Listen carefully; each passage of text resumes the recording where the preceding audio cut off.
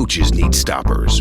Defense wins championships. Shutting down your man will get you playing time and get your team the win.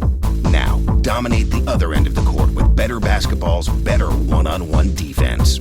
With a system to help you lock down a player in triple threat, contain a dribbler in the open court, or defend a man in the post, better one-on-one defense will prepare you for any situation. Plus, dozens of detailed hints to get you the edge. Things like defensive faking, stopping the crossover, picking his pocket, taking a charge, confusing the passer, and much more. The video even contains defensive workouts, including drills specifically designed to improve lateral quickness. The techniques on Never Get Schooled Again are truly powerful. Strategies to get you the edge against any offensive player and turn you into your team's defensive MVP. Take your game to the next level today with better basketball's better one-on-one defense.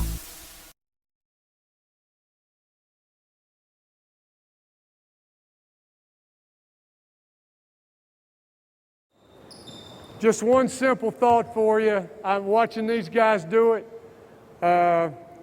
I'm filling up here. The guy steps over the read line, and I've got to cut, okay? From what the speed, strength, and agility coaches tell me is if I'm going to cut this way, this foot should be perpendicular to the line of my cut. I'm pushing off this way, and I'm recruiting my glutes, my quads, the strongest, most explosive muscles. I don't know any of this stuff. That's what they tell me, okay? What do you think? Right or wrong? Because see, he's a strength guy. That's why I'm looking to him. He knows this stuff, okay? And I noticed them doing that, and so I started demanding that in the drill to clean it up and to make them cut a little sharper. And it's just a matter of footwork, because you'll see them come up and stutter and turn like this and push. And what they tell me is you're using your hamstrings, which is the slowest, weakest. I don't know. I'm just deferring to those really smart strength and speed guys, okay? Just a thought for you. We can't do that right now. All right, and the game we're going to play here is this. You guys in black, you can only score on layups. The only dribbles you can take are if you're catching the ball and you have to put a dribble here for a layup, you can do that. You cannot dribble out there. You must pass and cut. Of course, though, if this guy is over this line, step over it, then he could go at any time, right? Yes, sir. Okay. Yes, sir. If you're filling an open spot and he's over the read line, you can go. Okay, defense. You get 2 points every time you deflect the ball or steal it. I don't care, okay?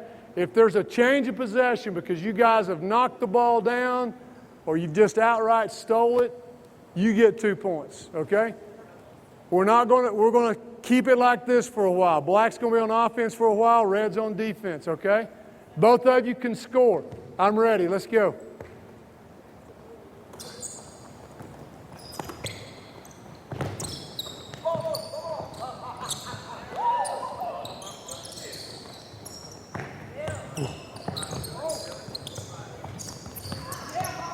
Good. Okay, so red's got 2. Okay. All right, now let's clean this up a little bit. Here's why I've got these beautiful yellow pads. Is because you guys are creeping closer and closer to each other. And the closer you creep, that's right. We need space. Is there one more, Coach? Oh, right your foot. Can you put that in the corner? Guys, the yellow spots is where I want offense. It's where I want you to play, okay? Outside this big blue line out here, okay? That ought to make your read on him a lot easier. Yes, sir. All right? All right, ready? 2-0.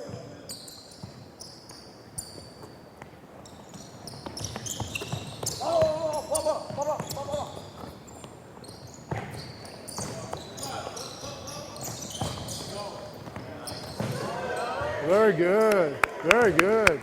2-2. Very good. Come on, hurry. Still Black's ball. Hold up a second. Let me be you just a second. Let me be you just a second. Come behind me. Look wise. Okay. Okay. So a couple times we've seen this. He's caught it. He knows I can't dribble, right? So come on up on me. Press. So this starts happening, right? Look, come on up close. As soon as you pass, guys, it's over. It's over. Okay? You know what I'm saying? Please play belly to belly with me. Please come on up here because I'm going to hit somebody. I'm immediately got a front cut, and it's over if you'll give it back. Right? Okay. Now, if he's in trouble, come on up on him, and you're here, come on, get across the line, and you're not going, you're taking half of his game away, right? So if he's over this line, you just got to go. Whether he can pass to you or not, we need another guy coming, okay? All righty, I'm ready. Let's go. Woo. Come on, Phil. Cut. Oh. Tough luck. Keep. Cut. Woo. Good. Space it up. Come back out. Go back out. Excellent. Come hard. Oh. Hey, you can't listen to those guys. They're not being pressured. They can see it. They don't have somebody playing D on you. Very, very good. Very good. One more time. Here we go. We'll switch. Go. Right. Yes, he should go. Yeah, see, I want to take that dancing. I want to take that out. Good. Excellent. All right. Switch offense to defense. And what I was saying is I'm trying to get this dancing out. This, you know, what good is it, you know?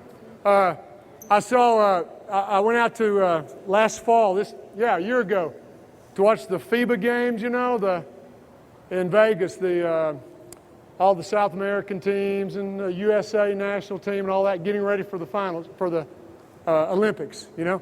And this guy is being pressured, and he goes and he finally gets the ball here. And it was like, yay, what good is it out here? I mean, he did all this work to get the ball here. I mean, the guy threw back to him. And I'm way up in the cheap seats yelling at him, you know, what for? What good is that? And then I duck behind the thing, you know. Gee whiz, just cut and let someone else fill here, you know, and just take this dancing out. All right, you got, what's the score? 4-2? Yeah, y'all scored twice. I know they scored, huh? You're right. 4-4? Sounds good. I'm ready. Let's go.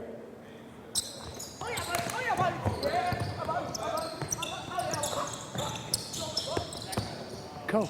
Woo. He's over the green line. All right, hold up. Hold up. Good. No score. Come on, hurry. Red's ball, hurry. Get up, run. Hey, red team, which line is the read line? The green line. If he's over the green line, go. I'm ready to go. Oh, good cut. Tough luck. Good hands. What you got, 6'4"?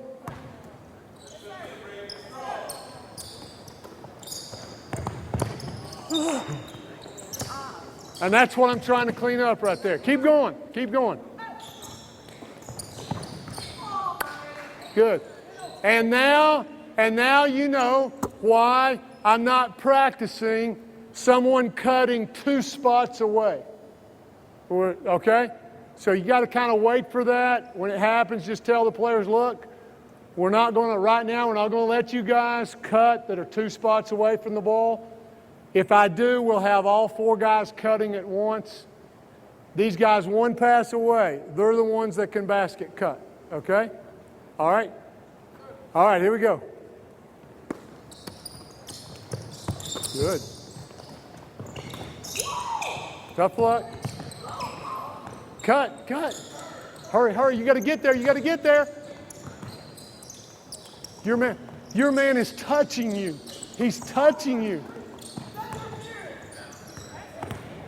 Okay. So, all right, let's hold up. I could stay here and like play this all day because, you got guys, they're not just over the read line, they're touching them. They're so close, they're touching them and they're still not going. Okay? So it just tells me we got to go back to that. Fill the spot, overplay, rear cut. Fill the spot, overplay, rear cut until that is just automatic. Okay? Excellent.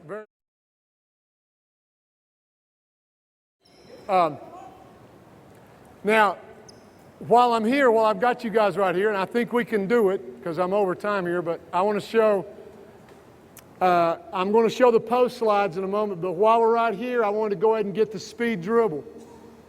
And what I've got in your notes, I'm skipping a layer, I know, but in the notes, I'm saying that a youth team can have a working offense if they've got circle movement, pass and cut, the speed dribble, and the post slides. That's enough for a working offense, okay? So all I want to say about the speed dribble, and I'll just, we'll still play this game right here, okay, is this. Several times now, step up and get over the read line. Several times it's been like this, and that guy didn't go, right? That's right. I'm not talking about you personally. I'm saying somebody else in your spot, okay, was here.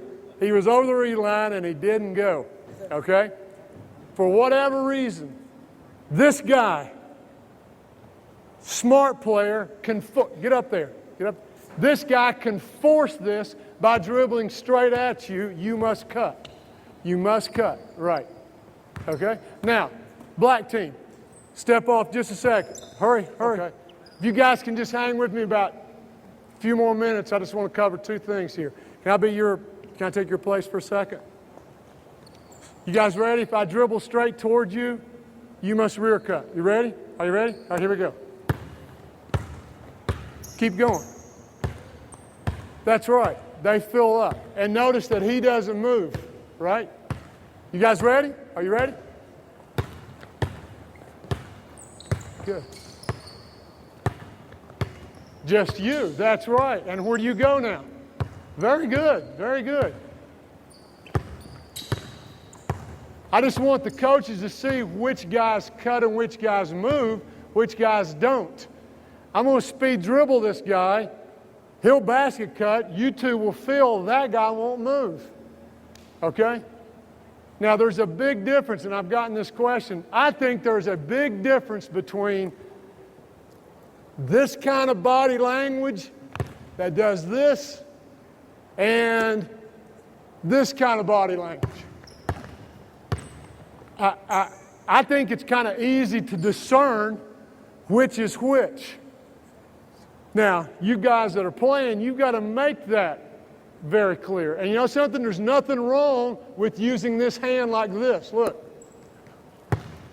Right. Go. Keep going. Fill. Good. Stay out. Good. Go. You should go. Yeah, you don't go. Go.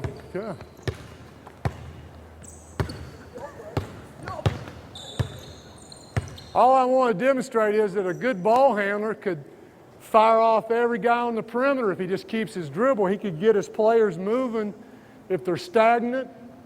Or like the really smart, would you go guard that guy right there? Go to that wing, run to that wing.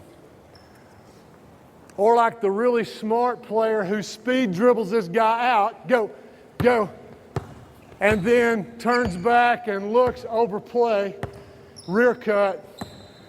He did it all to set this guy up, okay? Again, another level. It's something we'll look at tomorrow when players get beyond the first level of this thing. How do you set something up doing this kind of thing? And that was done by a point guard out in Texas. This guy was not overplayed. He speed dribbled him out,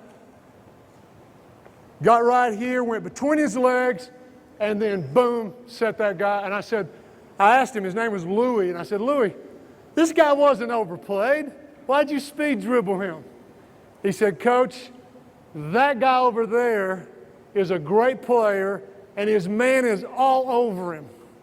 I wanted to set him up. I knew he'd try to deny this, so I speed dribbled that guy out, knowing that this guy is hungry to do this, and it got my best player a cut to the basket. And I said, well, I'm going to write that down and pretend that I came up with that, you know. That's what I did. And I thought, you know, that's just the way a good player would take something like a speed dribble and use it to do something else, okay? But mainly, it's a way to relieve pressure and keep things in the offense. It doesn't hurt a thing. By the way, these layers get easier because when you speed dribble him, speed dribble him, go. Freeze right here. He is in a familiar habit, something that we've already been doing. He's a basket cutter. He could stop and post, like we were talking about in a minute, but he's in a familiar habit, which means he's going to fill out to an open spot.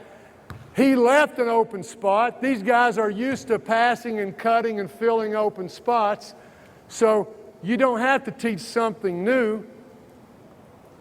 The previous layers fold into the speed dribble without teaching anything else other than a speed dribble, okay? Now, if we had time, I'm sorry we don't, if we had time, we'd play the same game. We'll do this tomorrow with the college guys. Same game. They can use the speed dribble along with the passing and cutting. And we just start building it up a little bit dummy, a little bit live, okay? The coach that was sitting right up there, his question about post players, come here. I want all the guys to be able to play in here, not because he's a post player or because you're intentionally playing it, but just like the coach was asking me, if he was to pass and then that guy was to drive immediately, what does he do? And that's why that's why it's the fourth layer rather than me waiting and putting it in the post section. It's needed right away. If you're going to play with dribble penetration and pass and cut, you're going to need these post slides because somebody's going to be in the lane when somebody drives. It's just going to happen. Somebody's going to come out, go to the corner. Watch this. This guy could pass and cut, pass and cut, pass and cut, and he drives right now. No, throw the ball. He drives. You drive right now. Drive. That guy's got to know what to do. You know, which way does he go? Does he step? Excellent. He steps down, or does he step up? So, you guys step off real quick. Step off. Hurry. Give me 3 guys, like in your 3-player drills. That's fine. 3-player drill. That's fine. You 3 is good. That's fine. Step. That's all right. I need a ball. Ball. With the youth level, I'll only do this 2 simple drills. Okay. Give me 2 guys right here, right there. In fact, 1 guy right there with the ball. You're on defense. Okay. You're in the post. All right. Real simple drills for these guys. Tomorrow you'll see it on a little different level. I want you to drive with your left hand. You're driving baseline. You're going to help and stop him. He's going to slide up to this elbow. Okay? We've got us a nice little triangle right there. And you've got to pass it to him. He's going to catch and shoot it. Okay? You got to go hard to the go. All right?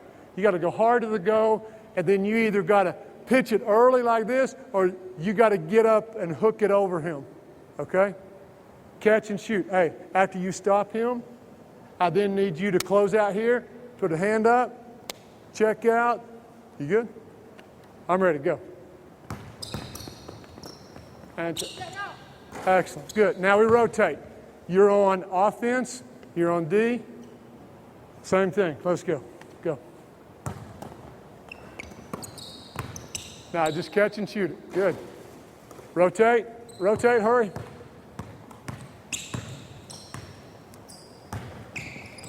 And the great thing about this is, that's good. The great thing about that is most everybody in the country does that with their post anyway. When they drive a baseline, they slide them up. Although Coach Travis was talking about a coach who was having his post slide to the middle on this, okay? And you know something? I think that if that's an option, I'd still like for him to go up. And if this guy goes with him tight, he can always step to the middle, okay?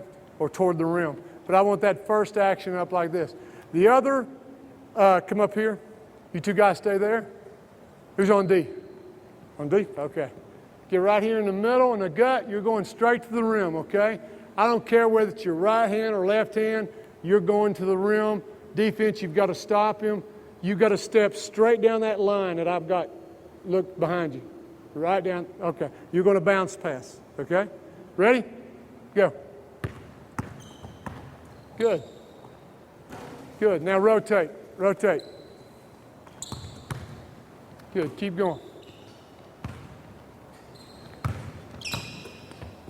Good.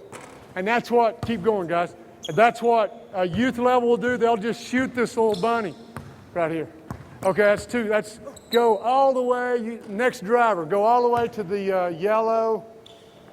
I want you driving from way up there. And I want you to go, hey, you guys are driving toward him. I want you to come straight for the rim, okay? I'm ready. Go.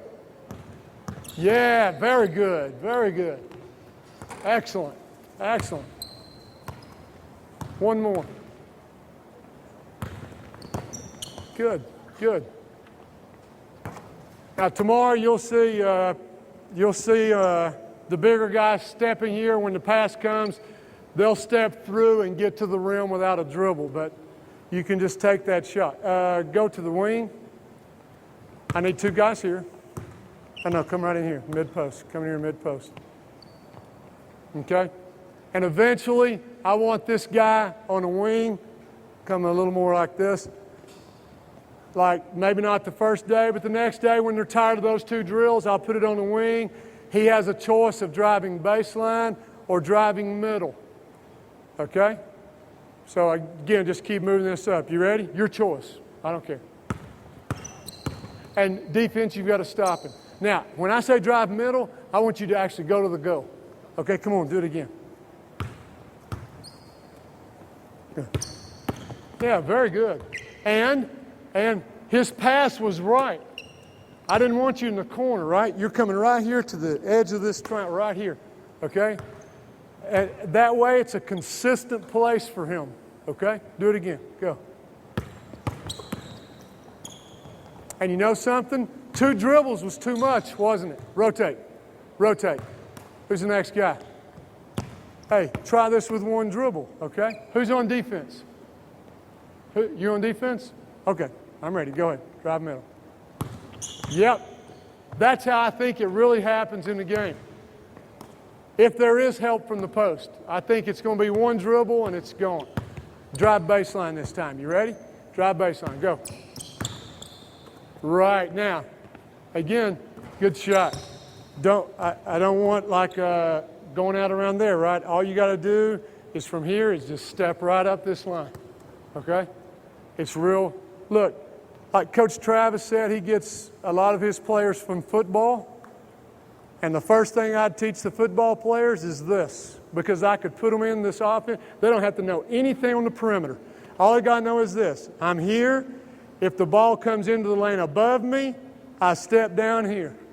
If the ball comes into the lane below me, I step up here. You know, football players, man, you got to keep it simple with those guys, you know. So that's the first thing I do with them. Yeah, I'm way over time. Last thing I want to show, Coach, give me another 5. You 3 go off. Give me one more 5, and then we'll close up here. And what we'll have to do, you know, on the schedule, I wanted to show you how I use full court trips to reinforce every one of those layers, okay? But we'll just do that tomorrow with the college guys, okay? I just wanted to show you this. Come into the post, okay? Give me 2 guards and 2 wings. You guys figure it out. 2 guards and 2 wings. I'll bet you guys can do it. You 4 guys, get in 2 guards and 2 wings. Notice I didn't say corners. No corners. 2 guards. Now balance the floor. Get balanced. You see, you 2 guys? Look how close you are. Balance the floor. Oh, yes. Excellent. Okay, so when you're 4 out and 1 in, we're not filling this middle, are we? Our spots are now here, okay, in this quadrant, and in this quadrant. You're not in the corner, you're not right there, okay? Step down a little. A little more, yeah, there we go. You're still above the post, okay? And by the way, hey, don't move. Don't move. Would you 4 pass and cut? No layups? Go. Pass and cut. Boys, please go back. Please go back. Did you pass? Did you pass? Then why'd you cut? Okay, well, the guy who passes is going to cut, all right? So don't cut yet, all right? I'm ready. Pass and cut. Go. Pass and cut. Good. Please, Phil. No layups. Please, Phil. Please, Phil. Go. Keep going. Pass and cut. Go. Keep going. Keep going. No shots. Pass and cut. Phil. Phil. Keep going. No shots. Pass, cut. Good. Keep going. Good. Now, no, this is not a spot. 4 out, 1 in. This is not a spot. Right there's a spot.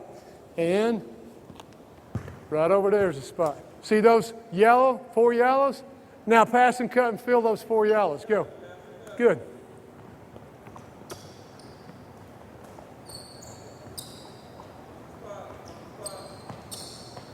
Keep going. You must basket cut first. Okay? Keep going. Now, watch this. Keep going, you guys.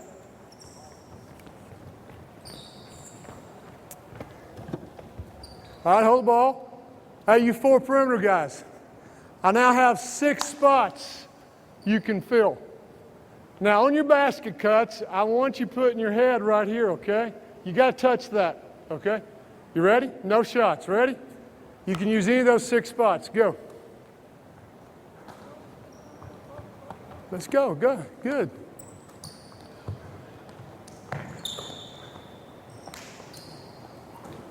Hey, very good. Very good. Good.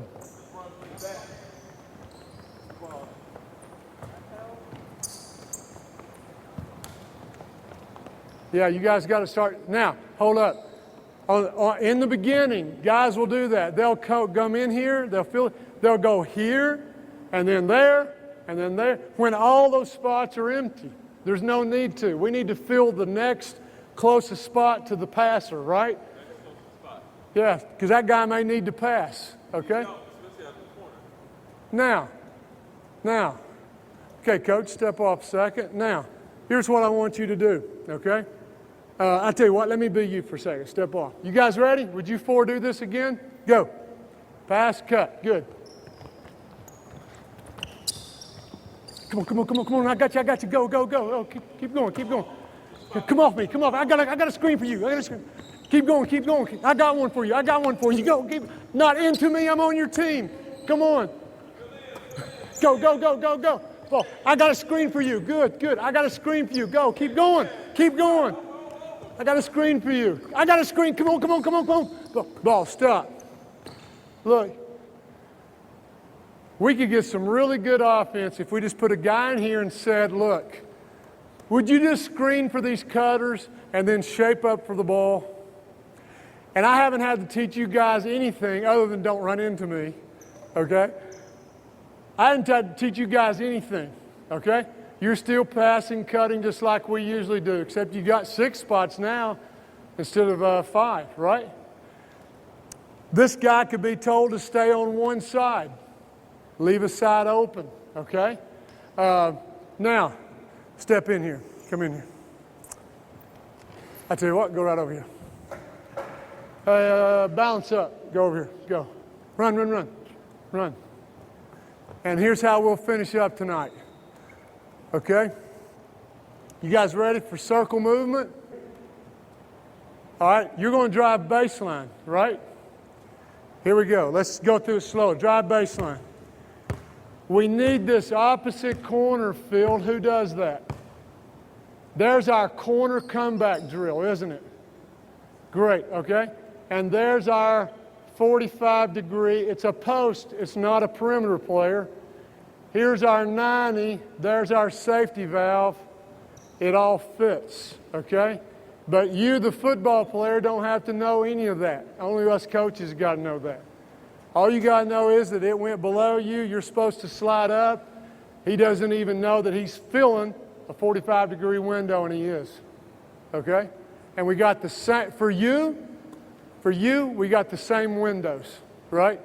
Straight ahead, natural pitch, 45, 90. Does that make sense? Now, before they step off, I know I've gone way over time, but let me answer questions about a 4-out, 1-in set with these guys, just with what we got right now.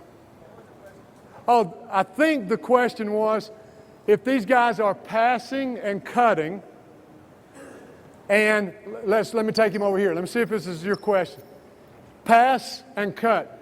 You said you wouldn't want him coming here to screen and mess up this cut? The post guy's going to have to read if the guy's got to be clean. If he's got to be clean, he doesn't need a screen. Oh, yeah. Now, okay, yeah, and here's my point with that. I don't want him running to every cutter.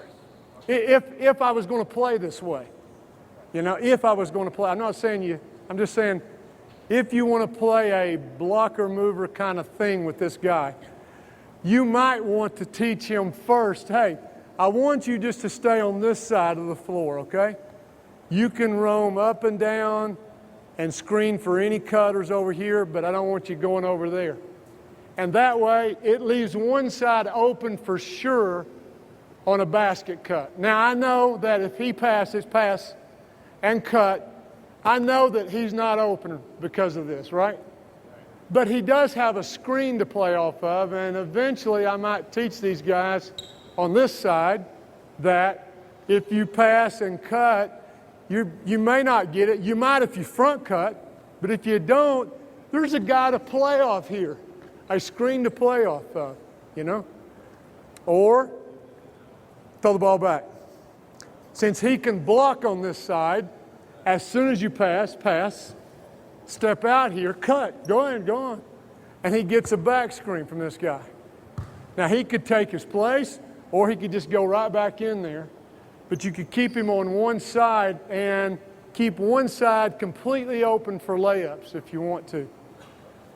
But, I wouldn't have him chasing all cutters.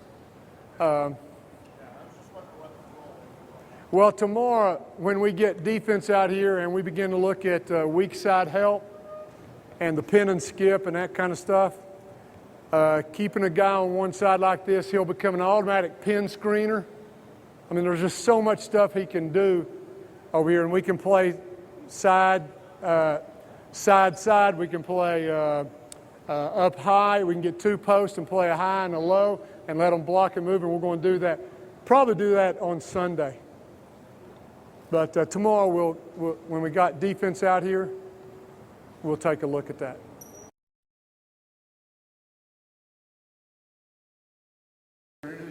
Yeah, I'll introduce these guys right here for you. This right here is Ben Brim. He'll be a junior for us. Ben is a transfer from Coker College. He shoots the lights out of it. You look on page 2 or 3, he's shooting at about a 70% clip in practice from the three-point line for us. which is a great number. We try our hardest. Brings me to the point, and Coach brought this up. One of our things, and we'll get into this later, but our drills, one thing I really wanted for our drills to be is competitive. I want our guys, rather than just to shoot, I want us to be competitive in everything that we do as much as possible. So the way we do that in just basic shooting drills is to chart. I mean, I put it up there every day, and the guys look up there and they see, I shot 40%, I shot 30%. It gives me ammo, sometimes gives them ammo, but at least they know what they're doing, and they know that they're being charted, so they're going to shoot more game-like, in my opinion, because they're being charted. Whether that's managers or whoever you can recruit for that day, I think it really helps. Avery Morris, he's a 1-2 combo guard for us.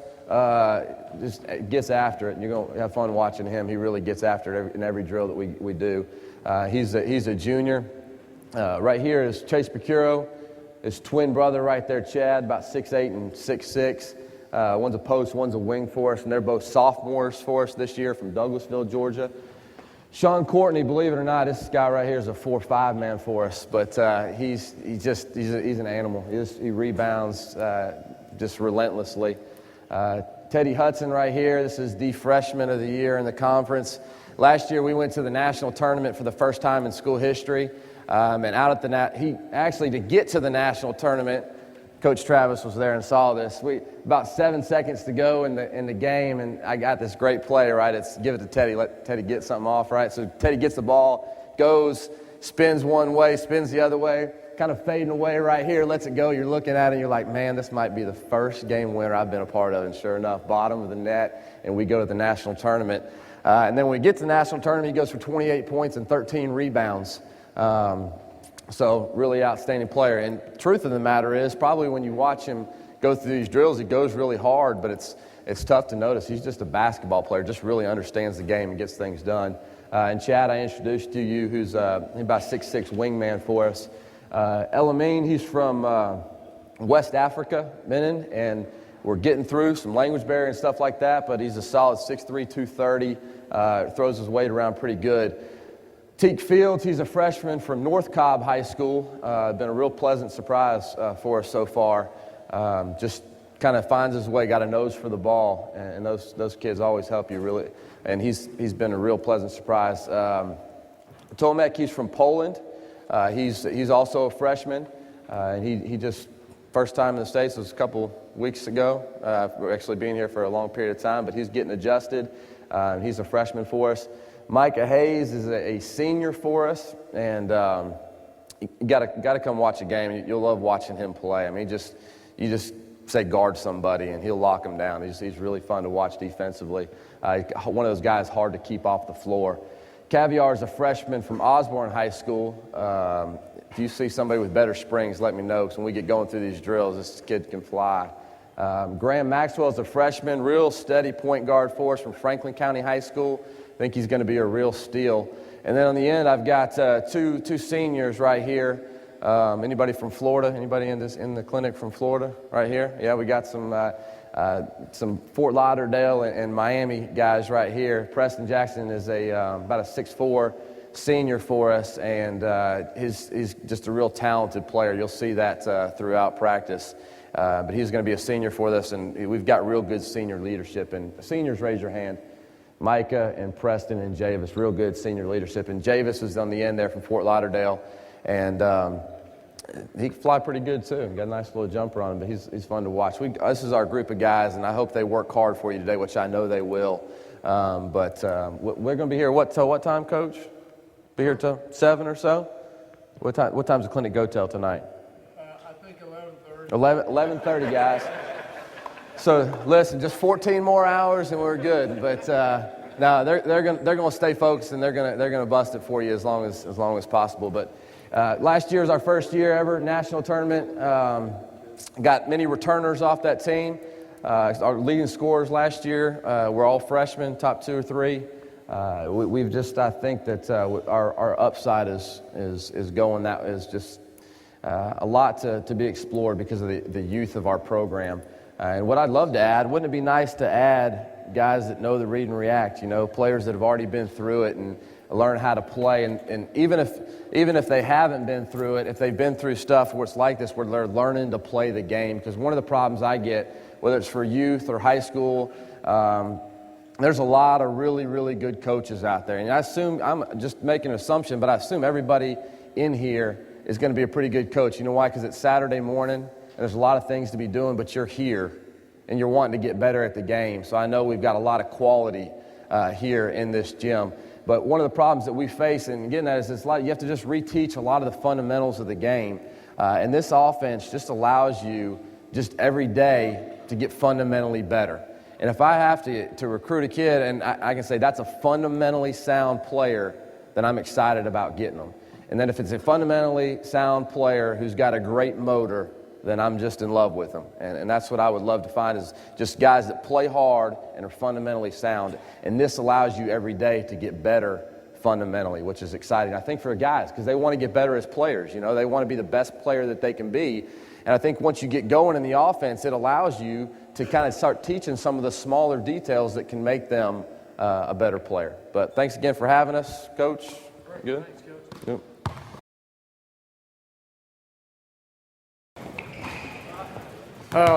I know that we've been through the first 3 layers last night thoroughly. I won't spend as much time this morning on it, but I'm still going to go through them because I just want to show the build-up from 3-man to 5-on-0 to 5-on-5, and then to some transition. And I know there's been a question about how do you fold this into transition. Instead of me taking one layer to do it, I'm going to put some transition in on every layer, just like I would if I was building them up in practice. When we get to the layer on transition, I want to take questions and answers about secondary breaks and how you would run the floor. Okay, safety valve. Safety valve.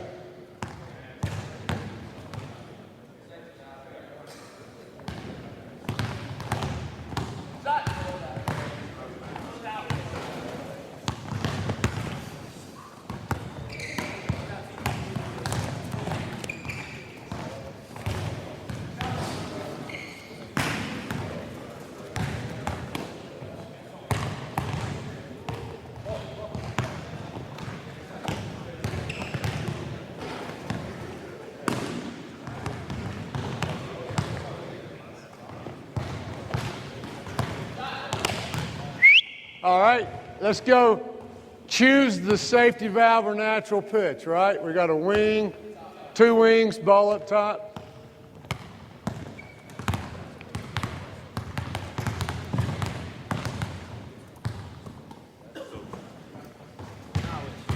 When you don't have to spend time teaching the drill, you can go pretty quickly through these, you know.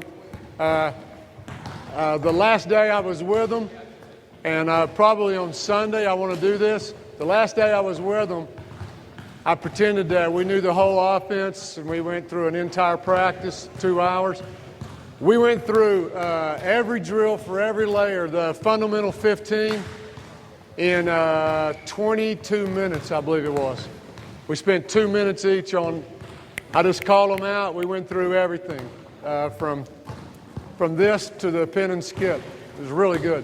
20 minutes, we've gone through, we basically reviewed the whole offense in 3-man drills. Okay, I need a top, a wing, a corner. We're going to choose the pitch or dish. A top, a wing, corner, driving from the top, right? You get 3 on one side. 3 on one side.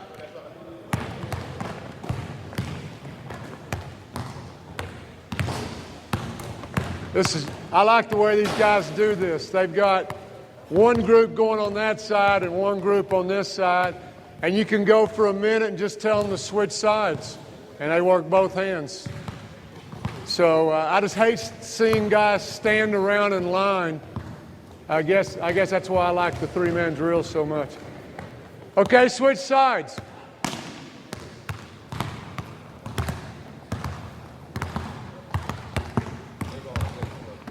Oh, they're going on the same side? That's all right. There you go.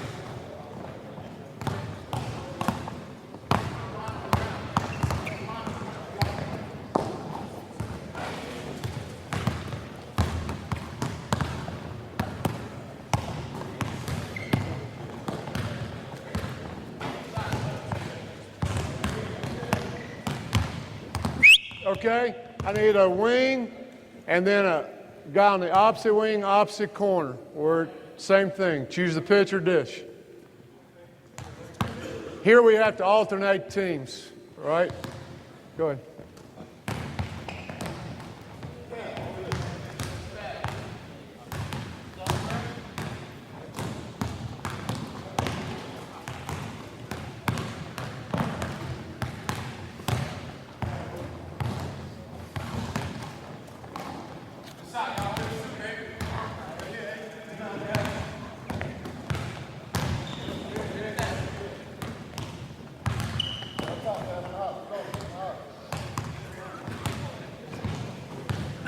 Okay, hold up. Now, the coaches have already seen these drills last night in excruciating detail with the younger guys. We can get through this a little quicker with these guys. Again, they're familiar with it. I'm not teaching a drill. I just wanted to give you a flavor of how quickly I could review that first layer, circle motion, and we're kind of finished right now. It would have been interesting to chart how many shots, how many layups, that kind of stuff in a short period of time. Before I go on, I forgot to introduce Carter Wilson. Wave, Carter. I've been using his name in vain last night, so now he actually exists. And Daniel Bowles. Where are you, Daniel? Oh, over here, Daniel Bowles. He also exists. So these are two other guys you've seen on DVD 5. So if you've got a question, ask them, not me. No, just kidding.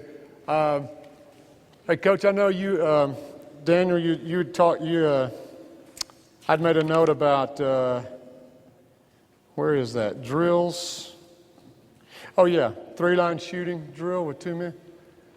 At the end of this first layer, let's talk about that. And you tell me when you want to do that, okay? Coach, I'm going to let you help me with this, okay? I'm going to go 5 guys out with no defense, and just let every guy drive and choose who they're going to pitch or dish to or throw your safety valve to.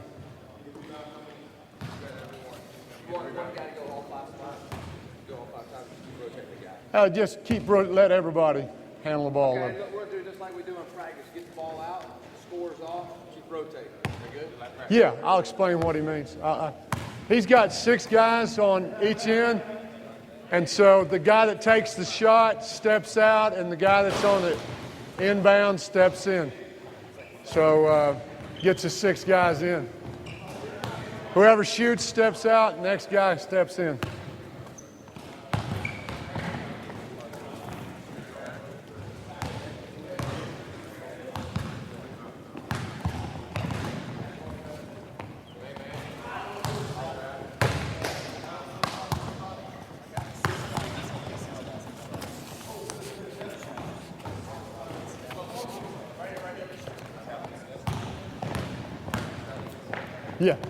Yeah, that's all. That's fine.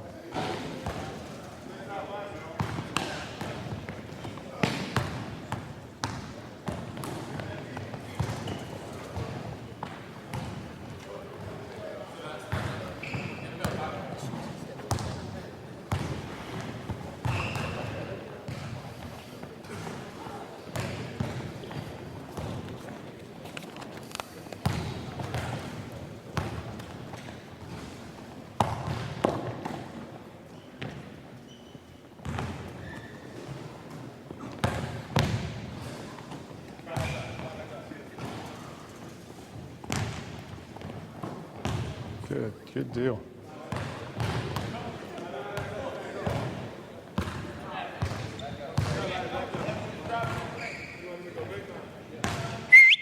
That's good. Okay, run to this baseline. Go to this baseline, everybody. Thanks. Again, I would spend more time, but we've seen all that, you know. I just like to start moving it to 5 players out here after the 3-player drills. A note I made to myself was this, that I wanted to point this out. Throughout the offense, regardless of the set, whether it's 5 out, 4 out, 1 in, 3 out, 2 in, there's always somebody threatening the basket so far as dribble penetration is concerned. I'm not talking about the guy who has the ball threatening the basket. I'm talking about someone is threatening the basket so far as a pass from me.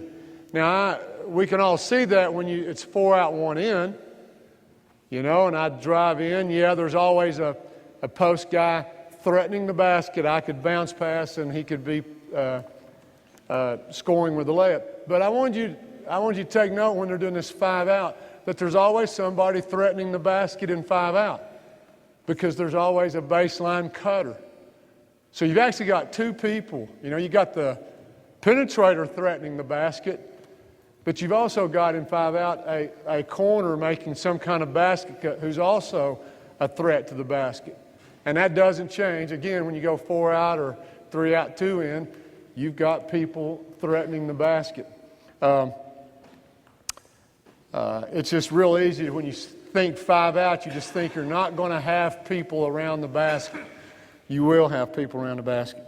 Coach, I want to just do a little bit of transition right now, which just let them go down. Okay, you guys get through the lane, and I'll let you do this the way you've been doing it. After they get through, Coach, I want them to drive and pitch.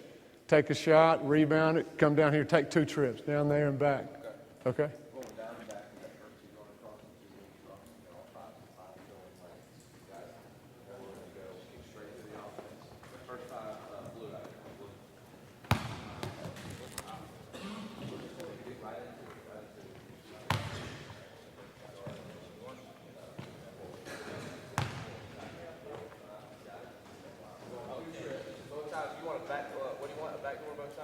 No.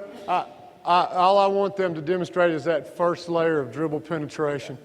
And so after they get through the lanes, back it up. Yeah, back it up and let's drive and pitch to somebody. Okay. I'm going to call back it up. Yeah, don't do any passing and cutting. Yeah, not yet.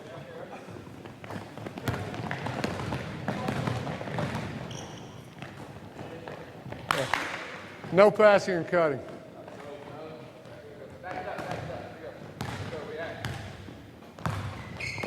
Okay, that was a speed dribble. All right, hold up. Hold up a second. Guys, go back and start. Go back and start again. Hey, don't use a speed dribble yet, okay? You guys are jumping way ahead of me. Right? Straight dribble, circle move. Yeah, don't do any passing and cutting yet. We're going to do that in a minute, okay? When you guys get down there and you get out, whoever's got the ball, back up, let everybody get out, make your drive and pitch, okay?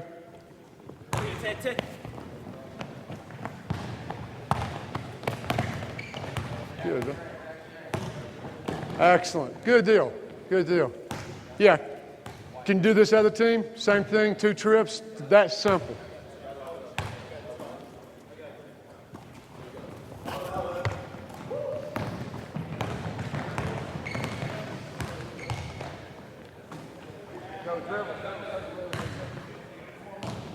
Good. Do it again. Good. Yeah, no pass and cut. Not yet. Yeah, just back up right now. There you go. Get ready. Drive. You got to drive. Excellent. Back door. Blue will get it this time. Here we go. Blue. Do it again.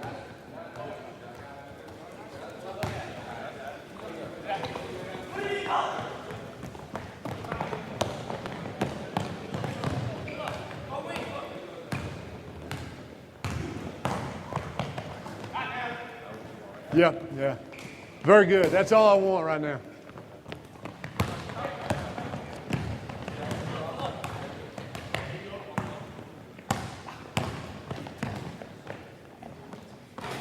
Good. Yeah, that's good enough.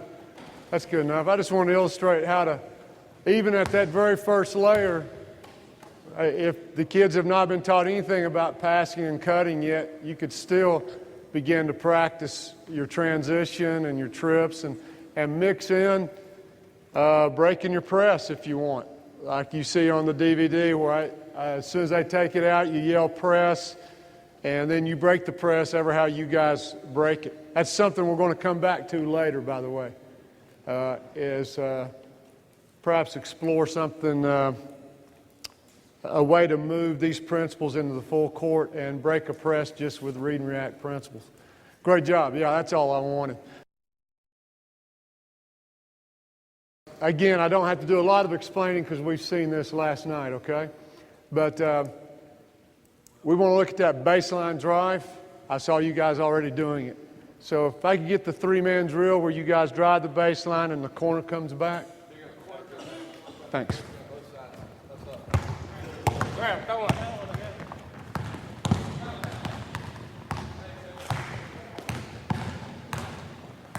And then I want to stop and take questions after they do this.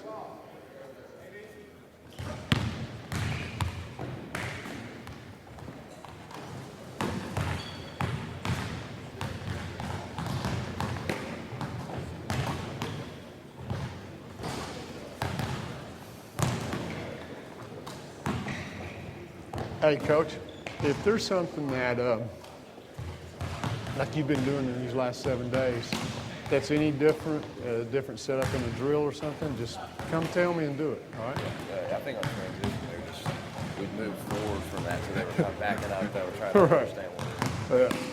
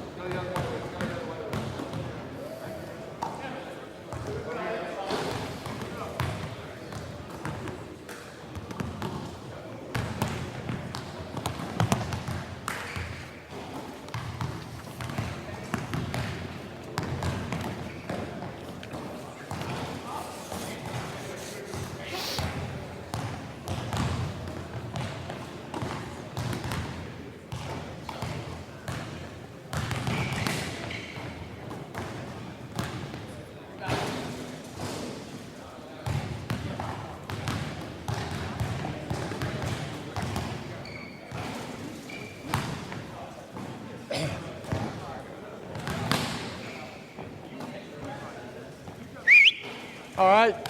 Can you guys go back to 5-on-0 and mix in? Can you drive and pitch again, but also make sure you mix in drives from baseline? And even the drives from baseline, if you guys can pitch not just the corner, but pitch to your 45 and 90s as well, just for about 1 minute. Go ahead.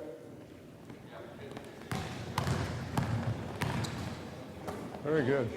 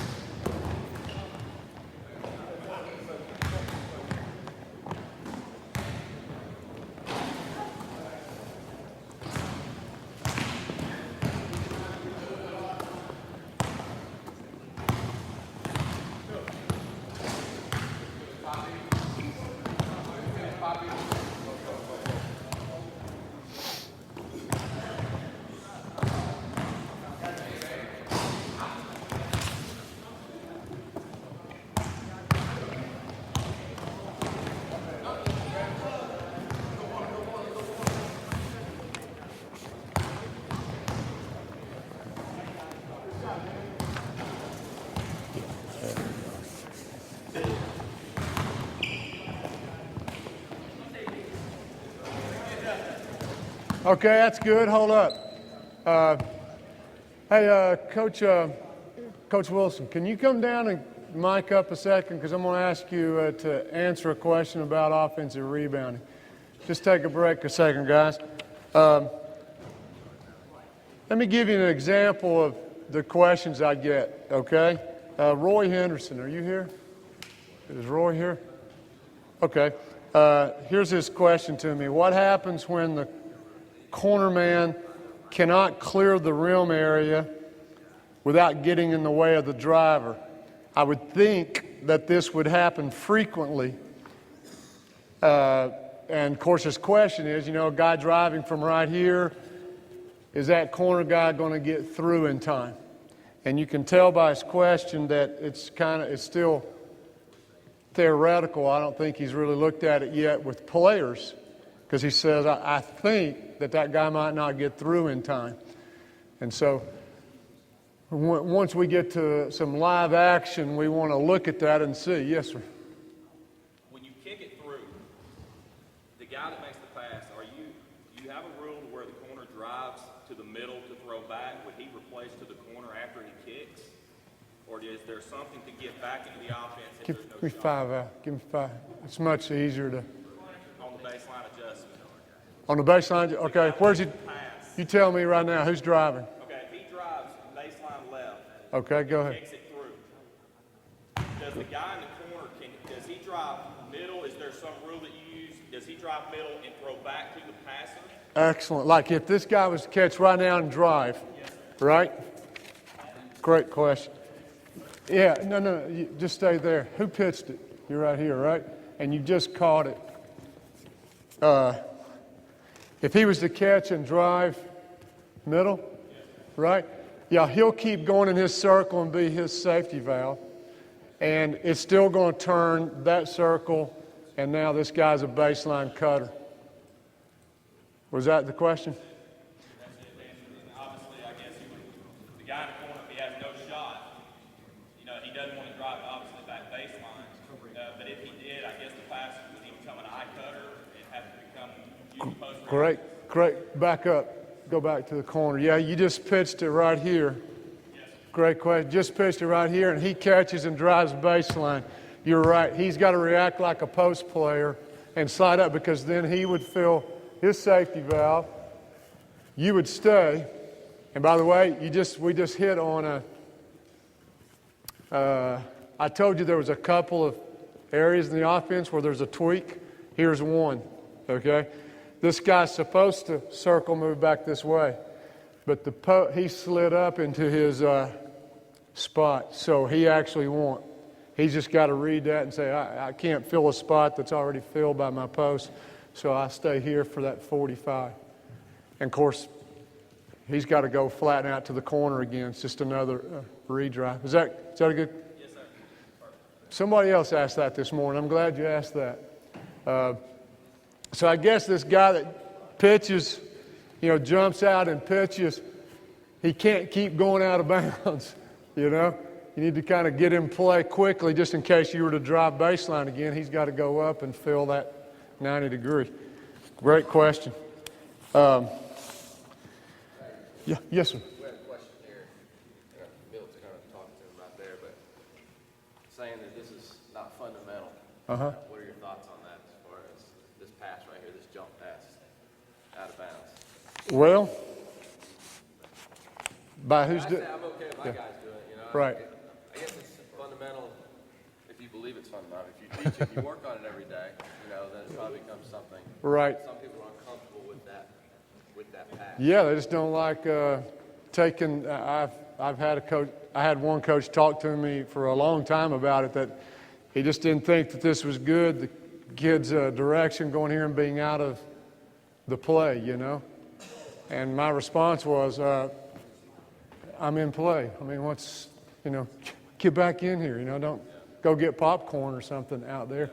Huh? In high school, if you leave the court to play voluntarily, it's technical. Right. If you leave the court voluntarily without somebody pushing you, it's technical. Right. Well, we won't do it voluntarily. Just kidding. Yeah. Yeah. And that's why, though, I think we got to drill it so that he doesn't just keep going out of bounds and then come back in bounds, you know. I'm not even saying you have to jump out of bounds. I just want him to avoid that charge. You know, I want him going to the rack and then avoiding this charge. I don't even see why you should have to step out of bounds to make this pass behind there. I think it's a shot that happens a lot. I mean, naturally, the defense, to me, he says the defense rotates that way. Speak up. Oh, I say, to me, it's a shot. I mean, watching game film last year, if you watch, different offenses, this is one where we're in a 5-out. So people were asking, why would that be open? Well, this would be my help man in my defense. You know, right here, that would be my help man in 5-out going here. Now, if you got guys that are disciplined enough to rotate, back that way. This guy goes. I think it's a hard rotation. I don't think it's a natural reaction for a basketball player to make. When you come here and you kick the ball right there, I don't defensively normally have guys thinking, I got to cover that corner.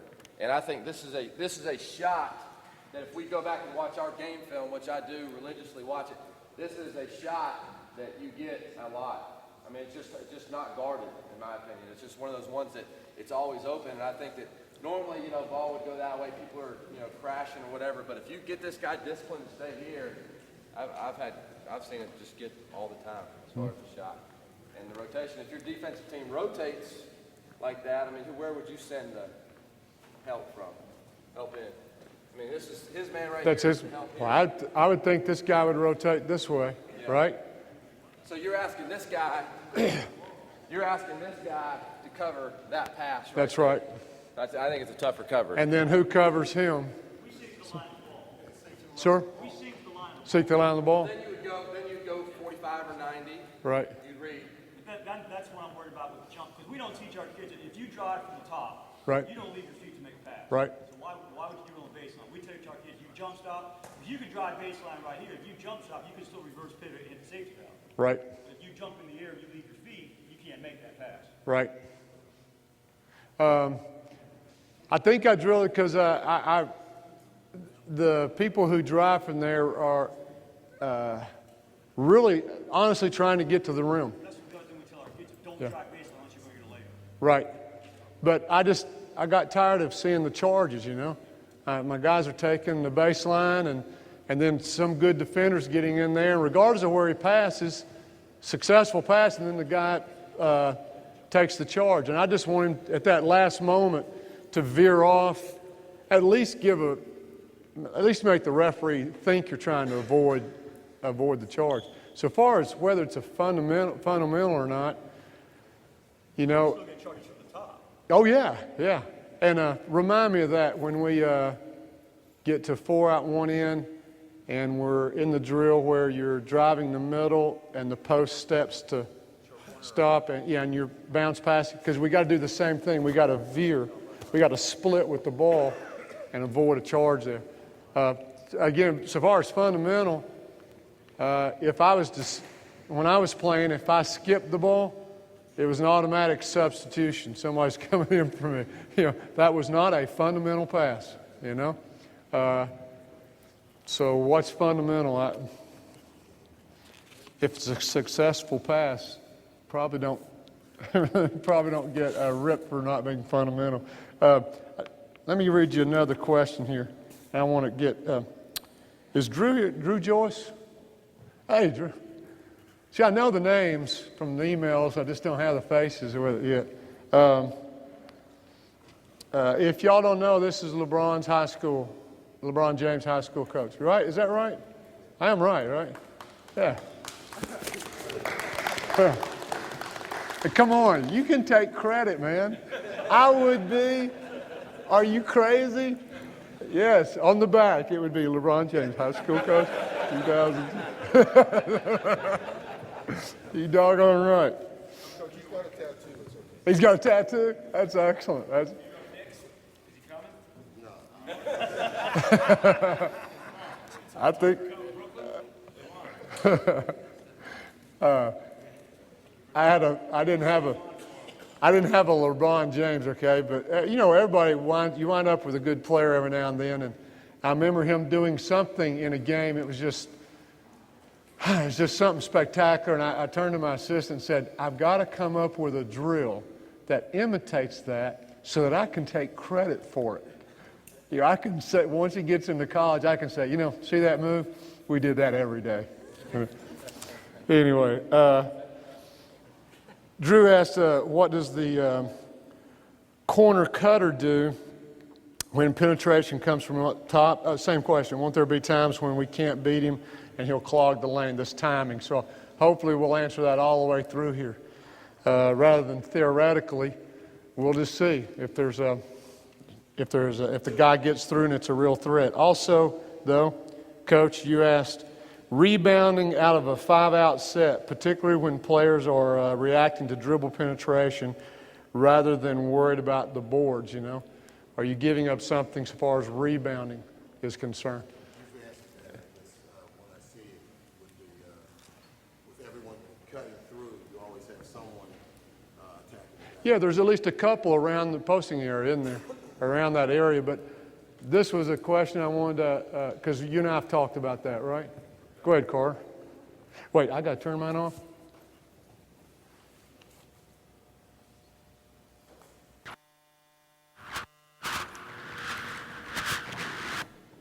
Okay, good morning, first of all. As it relates to offensive rebounding, that's one of the areas that we had to make some decisions about with our basketball team. Most of the time, I won't say most of the time, we're a 5-out team, and a lot of the time, our 5-man is caught at the top of the key. And, you know, you got the choice. Do you try to have him to crash the boards from the top or either from the anywhere on the perimeter or get back? Our philosophy is we want everybody to get back.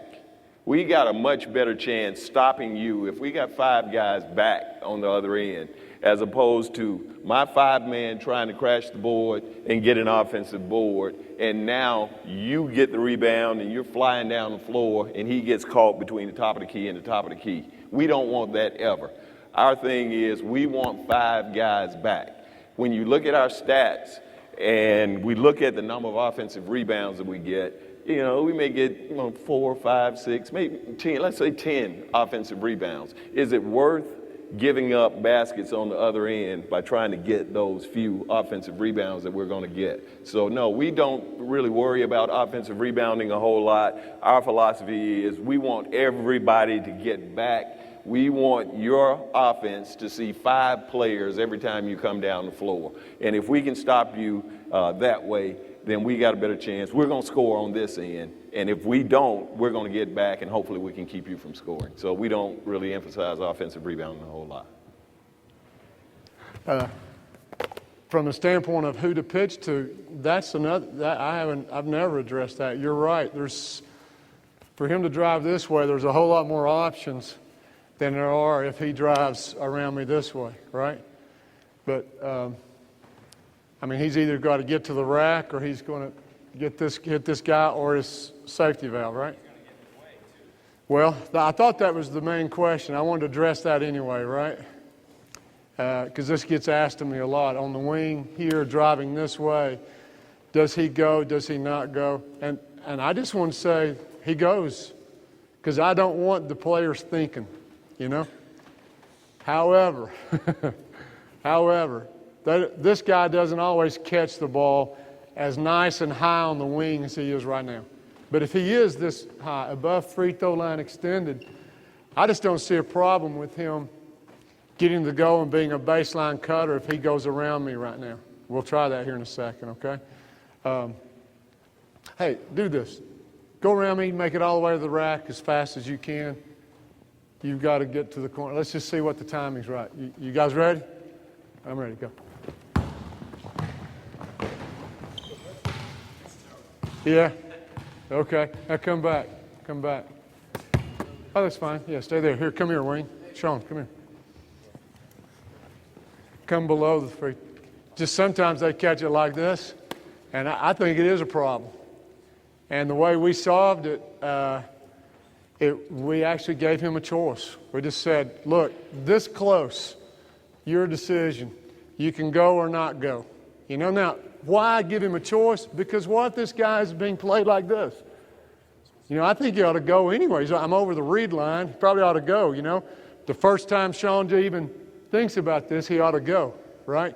So I wanted to give him a choice of still being able to go. But check this out. If he chooses to stay on this, you guys ready? Okay, go ahead. Drive around me and go. If he chooses to stay, this guy's filling his spot, not the corner. So actually, Sean has, if he doesn't make it, he's got two safety valves kind of to throw back to, you know? And throw the ball there. Here you go, Sean. No, step a little closer. No. Come about right there. Yeah. Come on, a little. Come. Yeah. Way deep, right? Just a thought for you here. I'm just here discouraging the pass, but I'm not over the read line, right? I'm ready to give really quick help. Okay, so you drive left to the go, and I give quick help. There's a quick pitch right here. I just want him to be aware that there's a really quick pitch on this kind of stuff. Or if the guy sags back here like this, or plays the gap, right? He knows he can still get here in time. Well, then you still may take this and freeze me and just make a little quick pitch, you know?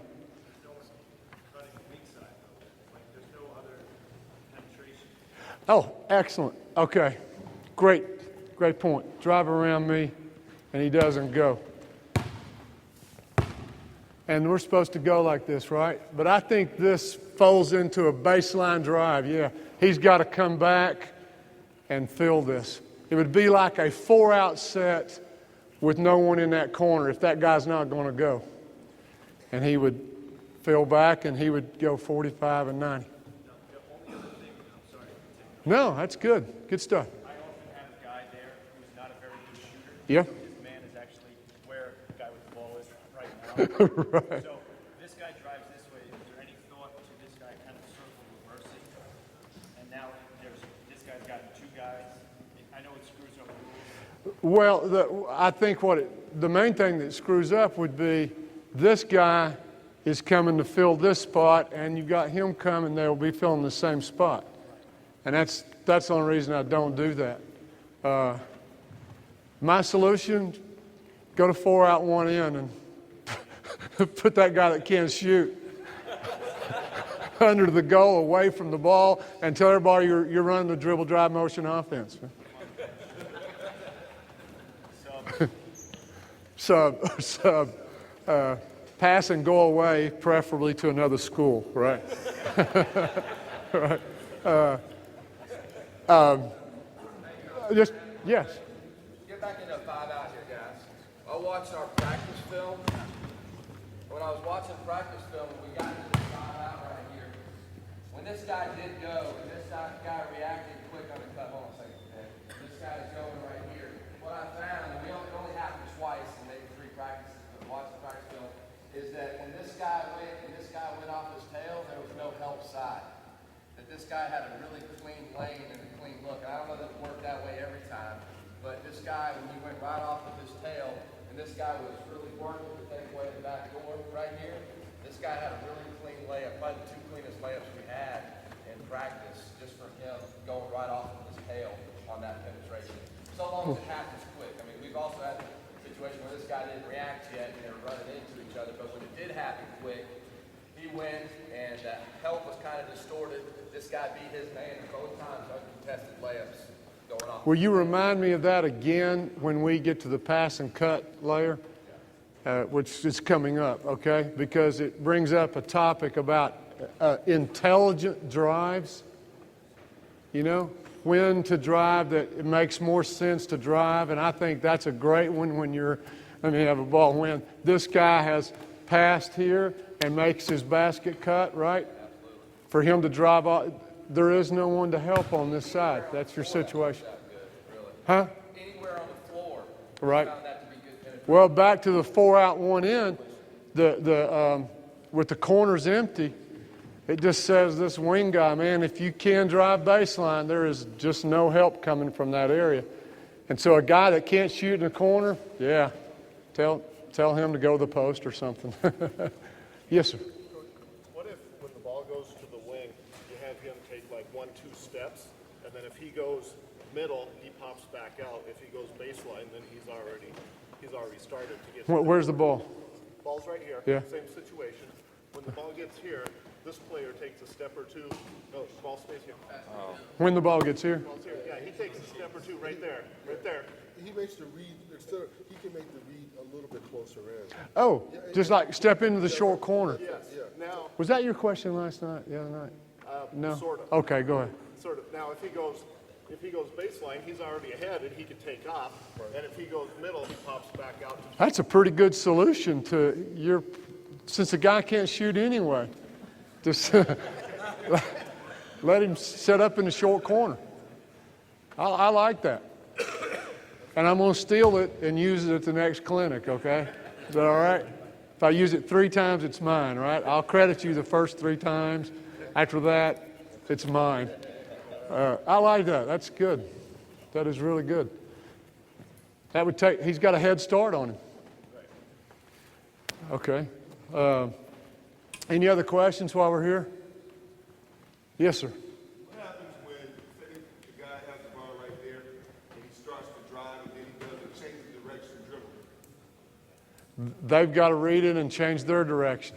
And I think, and it'll happen, actually it happened with these guys like my 3rd day when we were going live a little bit.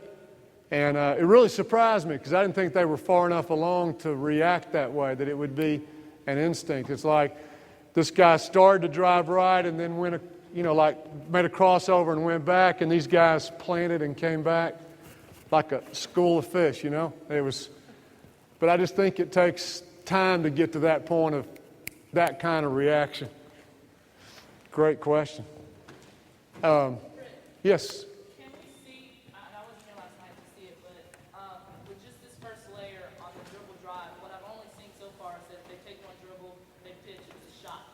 Can we see if they, say the person, can't, like he's saying, they can't shoot, they're not comfortable shooting a 3-point shot, and they dribble again, can we see them kind of model that out? There's another drive. Oh. I haven't Thanks. seen it yet, so Great. Okay, the reason that I usually wait for that, here's what, we'll do it right now, but the reason that I wait, and I've got it on your schedule, is the 4th layer we put in how to slide as a post, right? If you're in the posting area, okay? Throw me the ball real quick. Here's what I mean. We're going to do this anyway. We can do it now. For instance, if he was to drive left around me. Let's go, guys, go. Pitch to the corner. And drive immediately into the middle, okay? He's now a post, right? He's got to go short corner, and of course the circle would turn back again. We got this guy going 2 pitches. He would fill a safety valve. that's a little higher layer. Well, I just wanted to wait until we got post slides in there, just in case this guy is still in the post when he decides to redrive. Now, we could slow it down for a second and let this guy make his pitch and fill out and then drive again. And just drive and redrive. You want to try that? Is that okay? Hey, just take no shots. Just let the guy clear out of the lane and then redrive again. Is that okay? Is that what you mean, Regina? Okay, go ahead.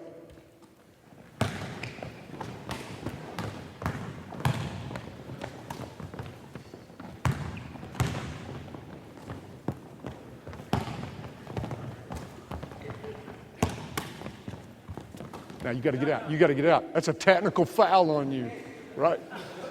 Isn't it? Yeah, do it one more time. I kind of like that. No speed dribbles, not yet. Just drive to the go. Just drive to the go.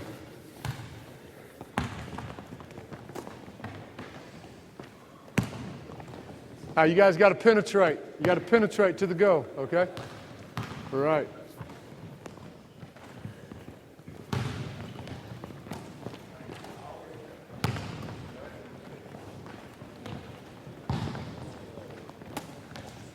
No, no pass and cut. Yeah, go ahead, drive.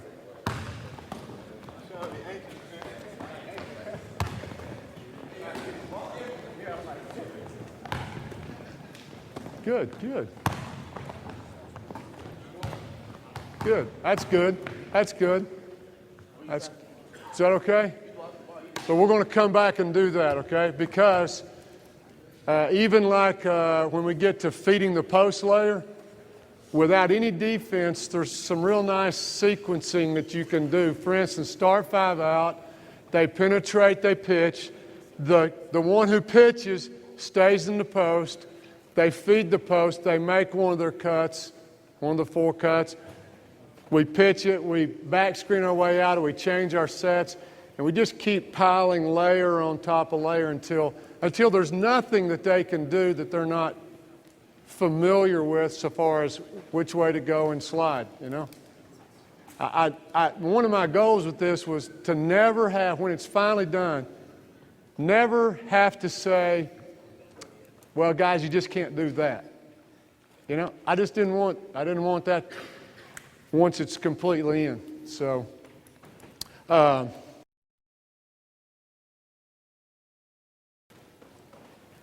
let's run through just the 3-man drills real quick for this, real quick, okay? I'm going to do front cut, right? Give and go front cut. I'm going to go give and go rear cut, and then I'm going to do fill the empty spot overplay. All right? Let's do front cut first. So I'm at the 3rd layer.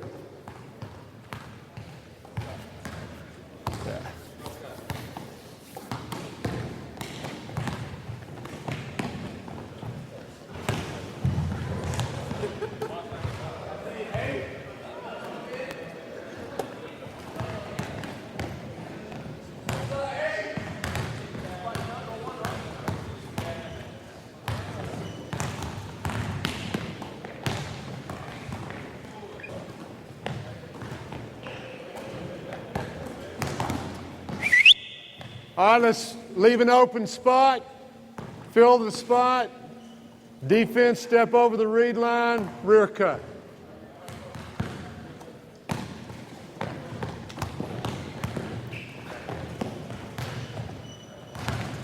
And if you guys can come up with better names for these drills, I'm wide open, okay? The question I asked you yesterday then at this point was straight line versus... Oh, thanks. All right. I'll answer it as soon as this drill's over.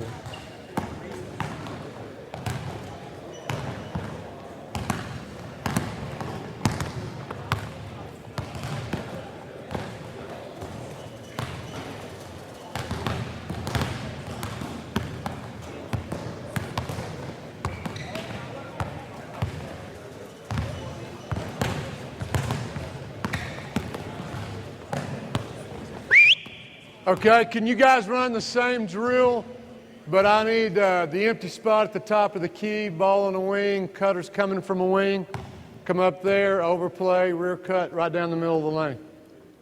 You'll probably have to alternate groups. Be on the wing? Yes. What, no, yeah. 2 wings, and that's the open spot. Go ahead, show them, Avery. Fill up, overplayed. Good. Next group. Get all the way up here. Come on. Fill all the way up here.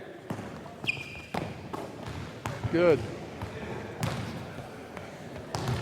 All the way to the top of the key. Good, good.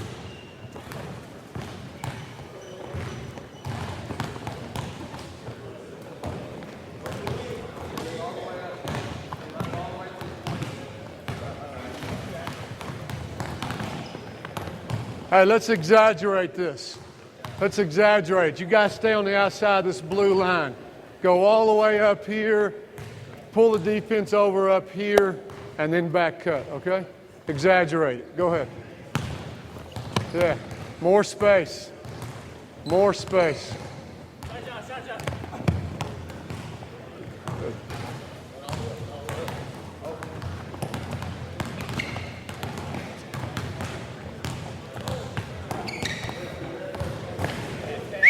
Okay, that's good. These coaches have seen this drill. You guys stay there because we're going to do some passing and cutting with 5 guys, okay? Just hang loose here a second. Which was the next group coming up? Who's next? Okay, you got the ball, right? Coach asked this question, so I'm going to I'm going to be you for a second. You're guarding me, right? When I did this in that clinic in Belgium, right? After the clinic and the coaches are asking me questions about it, here was their question / problem with what I'm doing, okay? They said, Coach, we teach that if the ball's there, from right here, I'm going to go straight to the ball, and I'm going to get here and read, okay, and make a corner. They call it making corners, you know. And if this guy, if I'm looking over his elbow, then I'll make a corner and go this way. And if I'm not looking over his elbow, then I'll make a corner and I get the ball here, you know. And they said, this is what we teach in our top schools, called making corners when you get open, you know. And so their question was, why do you have these guys running along the arc here with only one option rather than two? And tell me if this may not be formed in the same question you had, okay? So if it's not satisfactory, let me know. And my answer to them was, if I come in here like this, and he's like this, I'm supposed to go here, right? So I go here and I catch, and my question was, so what? Big deal to me. You got the ball here? You know, we're going to a top school to get open and get the ball here. To me, and I'm being a little snippy here, is big deal. You know, in my offense, if I want the ball right there, guess what? And the ball's right here, I can do this. You know? And I've got the ball here. We don't have to risk a turnover to get it here. And so my point is, I want him to know. I'm trying to let everybody in the gym know that, hey, see that open spot? I'm feeling it. There is no deception here at all. I'm feeling it, and I'm even showing open hands. Please come across the read line. Please come across the read line. I am trying to pull him as far out as I can to set this up, because if I can, then I'm threatening to go with this. And you say, well, yeah, but what if you don't get it? I've got another man coming. Rather than me doing all of this and either getting open or going here, I'm actually trying to sucker him over this read line so that I can go to the goal and be threatening to score. And if I don't get it, big deal. I don't have to work on getting open. I've got another guy coming to fill this spot. So, I don't know, does that answer it satisfactorily? At the same point, we want to suck them up too. We're not, Yep. When we do it, it's more out of principle. We're not looking, we're trying to come in and sucker them to come up. We're trying to we don't get right up to them. We want to be close enough, now cut up, really get them foaming that I got this thing coming. So instead of in an arc, get over the line, then I can go. I think I know what you... So that, I mean, if you ever saw our team shoot, we want come here. I think I know. Tell me if this is what you're saying. You're saying instead of running along this arc, you're still headed to that spot outside my blue line there. But you're going in a straight line so that you hope that this will sucker him to come on out here. Man, I got no problem with that. Anything you can do. Yeah, we're trying to get him to go out so that we can go. Maybe so. That's good. I'd like to play around with that and see if that actually draws him like glue, you know. You go close to him and maybe it'll draw him on out here so you can set him up to go. Then I got that was your question. I think that's good stuff. Anything you can do, you know. You can, you know, anything to get him out there would be good. Great question. Would you guys, just for about 30 seconds with no defense, would you just pass and cut, take no shots? As fast as you can. I promise you, 30 seconds, okay? Hey, wait. I know you guys can do this. How about pass and cut for 3 or 4 passes, hit somebody for a layup, and new guy steps in and keep going, okay? Go.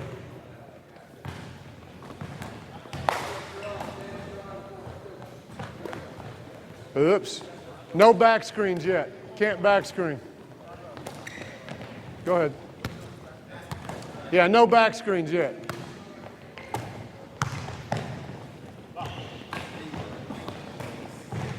Hey, you just got to fill back. You just got to go back. Hold up a second. Hold up. Both teams hold up a second. Since we haven't gotten to a back screen layer yet, throw the ball to Avery. If Avery passes from the corner and cuts, for right now, he's got to do this real awkward thing of just coming back to the same spot, okay? We'll solve that problem in a minute when I allow you to back screen, okay? And, Coach, what are you doing? Tell everybody. I'm just going to step over the read line so he knows back where that's our layup signal. Okay. You want to on here, Coach? I'm ready. Go ahead.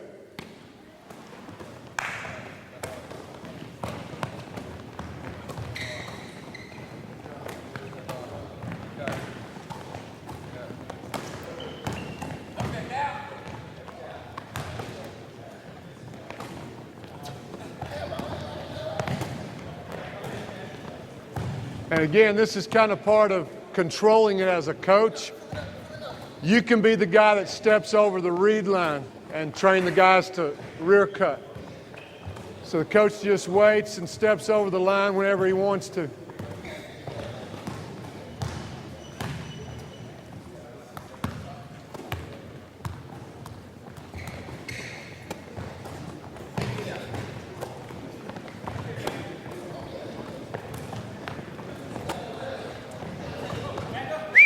Okay, that's good. Come on down, Coach.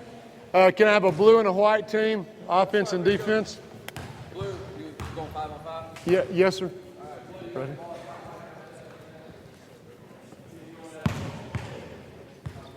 Did I do that last night about the coach stepping over the read line? Huh? Didn't? Okay. Well, you saw just a little bit of it, much like on dribble penetration, where I take the ball out and give it to the guy and I determine which way he drives. I can kind of control it. Well, on the pass and cut layer, I can have them pass and cut, take no shots. The only shot you're going to take is when I, the coach, see a guy filling up and I decide to step and deny, then that's when he'll rear cut and we'll take the layup. And so I can kind of control it and train them 5-on-0, and that's stuff that's just not in the, yeah, it is on the DVD. It's on the trips, full court trips in transition. You see me out there stepping over the read line, okay? Hey, just for, remember that game we played? No dribbles, right? Yeah. Except if you're cutting and you catch it and you have to put it on the ground to get to the goal, right? Yeah. So no dribbles by the offense. They get 2 points for a made layup.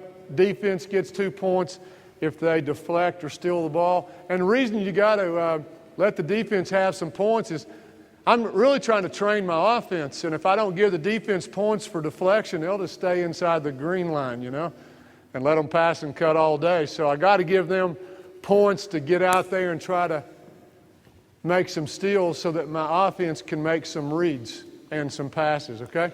I'm ready.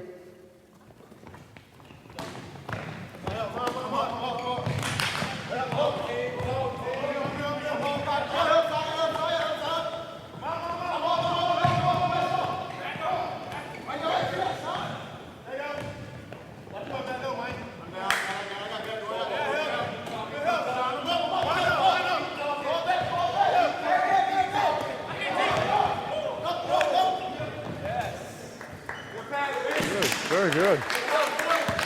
Very good. Hold up just a second. Suddenly, you can see a shell defense in here, training for your defense here while we're working on passing, cutting, reading our offense. Again, how do you collapse time frames? I think it's where you turn one coach over. All he does is coach the defense in this drill, and one coach coaches the offense, and we get iron sharpening iron in this thing, and we collapse our time frames rather than have a practice where you've got, okay, 20 minutes for offense only, and then 20 minutes only, and they have to learn a shell defense, offense. Well, we just practice both at the same time. Let's do that a couple more times. Good stuff.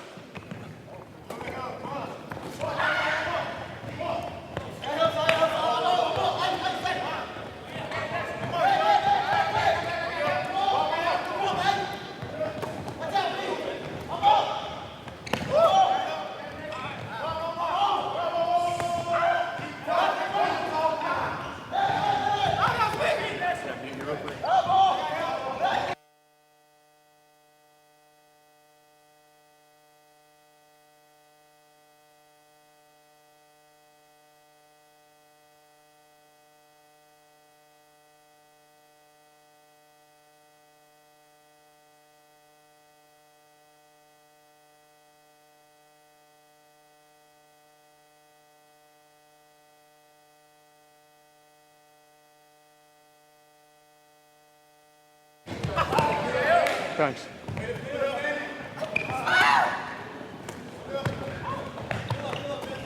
Okay, hold on. See if the defense, okay, now what I would do is I'd say, okay, defense, you get 4 points for a steal. Because they're not trying to steal now. They're trying to not get scored on. So maybe you just keep upping the points for the defense. If you can get out there and just touch the ball, you get more points so that I can drag the defense over the read line. Right now, they're not over the read line, so we don't see very many back doors and stuff. Okay? Coach, you got anything here? This left? Good deal. Yes, sir. Break? Oh, is it break time? Okay. We take like a 5-minute break, and then we'll go, we'll get the next 2 layers in real quickly, okay? 5 minutes. While the coaches are coming back, I want to go back to this, come below the free throw line. Remember this situation where if he drives left, this is just not very conducive to this guy going baseline? Well, what's your name, Coach? Trent? From where? Amarillo, Texas. Was just telling me that his girls' team, the defender of this girl will either play like this or immediately help like this, and you still have her going, right? Go. Yeah, go. And she's saying that this pass right here has been open to her. But then immediately, correct me if I'm wrong, immediately when he catches right there, if there's help stopping that, then she's been throwing straight up here to the 45 and 90s. They're open. Yeah, you don't have someone straight ahead, but that window is familiar. Was that right? I just thought that was really good, that it's kind of like a rear cut, you know. The girl's going to help. Some coaches would say that's a freeze dribble, you know, that she dribbles straight at the defender, freezes, and throws behind. And if the player had stayed, you know, it wouldn't matter if you pitch or not, you're not going to get anything. So I like that. I especially like it just because we're not changing anything. You're going to go if that guy drives left, you know. See, there was 2 other things that came up. Oh, yeah, when the coach, we were talking about where the defense rotates to. If you could get defense to rotate on this, for instance, let him have the ball. You remember this baseline drive? If I help, then who helps on the corner? Well, we would rotate down, and then if you keep going with this, who takes that guy's position? Just a challenge for you. X and O it on your pad, what you would do defensively to help and rotate. And you'll find that your defense is rotating in the opposite direction that the offense is rotating. And good things happen when you do that. So it's one of the, when I was first looking at it, there was a 16-year pro from Europe. We were Xing and O'ing and stuff, and I was asking about this whole circle movement thing. And that's what he pointed out to me. He said, look, he gave me the chalk and said, this guy drives, stop it. Tell me, how do you rotate? How do you do your team? So I would do it, and then he would connect the dots and say, look, do you see your team rotating this way? Well, that's why my offense is rotating in the other direction, and that makes it really tough on the defense, just from a big picture standpoint. And there was one other one that someone came up with, and I said, I'm going to start this session with it. No, there was another coach. Does this other coach? Huh? Oh, thanks. He was talking about how good you guys play defense, that you were already in deep help positions, taking away these cuts and stuff. And I want to bring up the point that, like for Coach Rosine, I told him what I would start with so far as drills. The pin and skip, he's got to start drilling that the first day at his level, because it's going to have to be a weapon. People are going to immediately step in and be in good defensive help position. And if he can't pin it and skip it, then everybody's just going to sag into the lane. And you might say, well, that's like layer, whatever it is, 15, 16, 17, it's way on up there. I stuck it that deep in the offense just because, like a youth team, just can't do it, okay? Physically, they can't do it. And I kind of said it's kind of an advanced thing so far as physically being an advanced thing. Also, you're reading defense, not the ball, and I thought that's a little advanced. But for this team, they've got to teach that out of sequence, so to speak. They got to put that pin and skip in right away if they're going to have an effective offense. And they could have one just with the first three layers, circle movement, baseline drive, pass and cut. They could play somebody and be quite effective, but not as effective if they don't have that pin and skip in right away at their level. So I think it's okay to teach some of these layers a little out of order. I want to quickly complete this foundation, okay? And this won't take but a second. I'm going to complete both 4 and 5 kind of at the same time. I want to let these guys watch you drill 2 things. The drives with a guy in the post. Remember how you guys would do a drive there, 2 drives there, or a drive there as y'all rotate? And then I'm going to ask for the speed dribble, 1 drill, and then we'll come back and go 5 out and look at it all. Is that okay?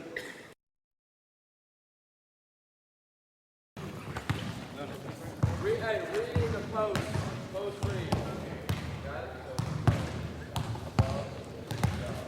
They're going to drive, right? I need dribble penetration. Yeah, you're going to drive the ball above and below. Yeah, there's a defender on the post. Go ahead. Huh? Well, you're going to drive once from here and then twice from the wing and once from the baseline. You remember that? Come do that again. Come right here. Drive straight to the goal because he's going to step down the short corner. Right.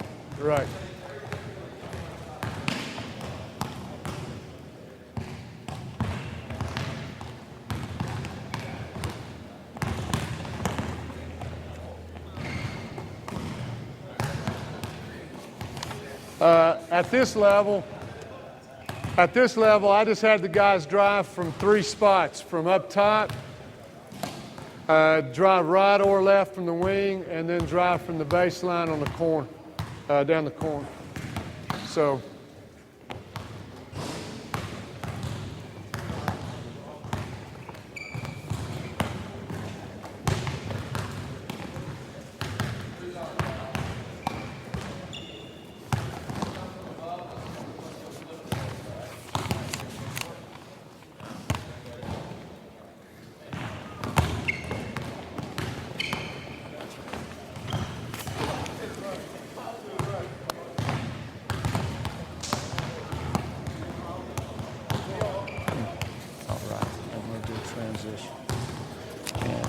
Good deal.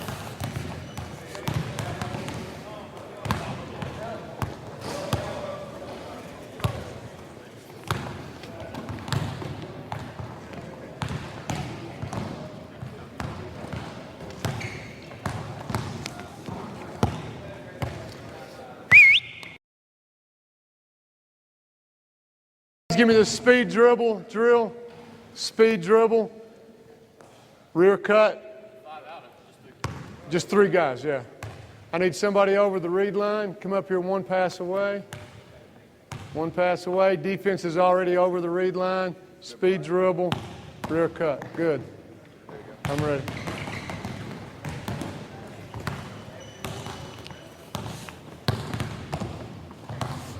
If you did any of these differently, just let me know, okay?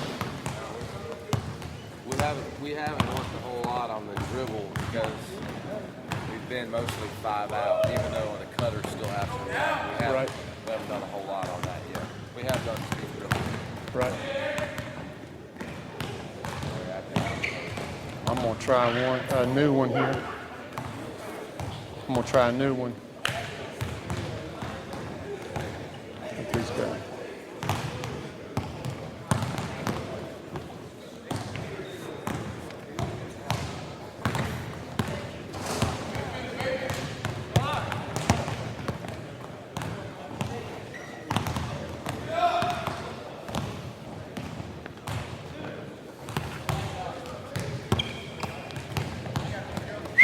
That's good. Come on down. Go to the baseline. You know, for a youth team, to me, that's pretty much it. I mean, you can have a pretty good offense if you just got circle movement, pass and cut, the simple steps for anybody in the post area, and a speed dribble. That's what we tried to get through last night. Coach, just send me 5 out here. 5 with no defense.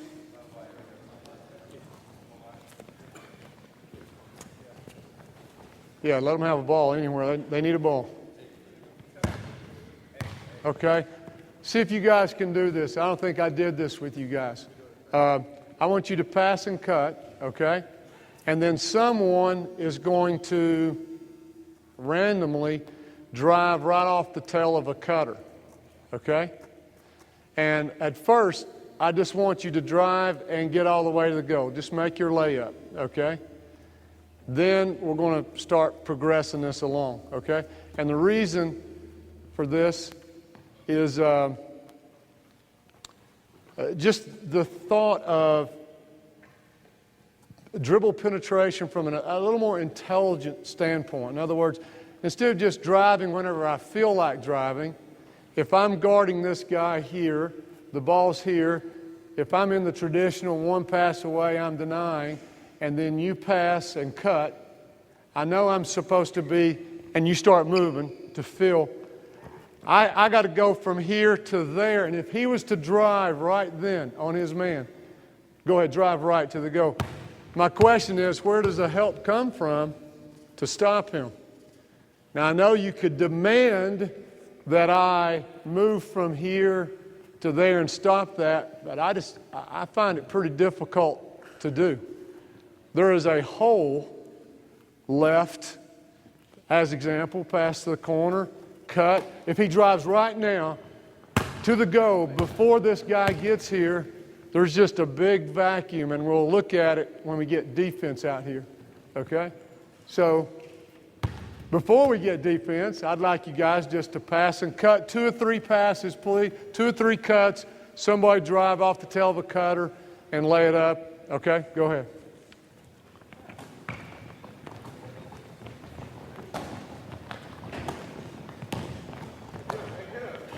Good, good. A few more.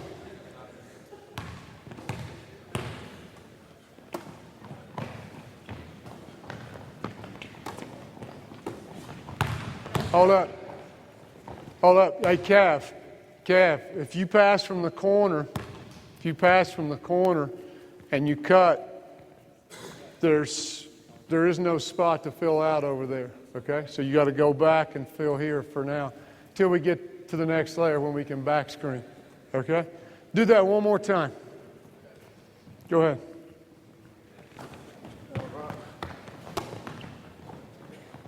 Excellent. Very good, Avery. Very good. Come on, fill up, fill up. Excellent. Yeah. Now, Coach, can you put 5 shell defenders? They can't touch the ball, okay? And White, I want you to do the same thing. Same thing, White. I'm ready.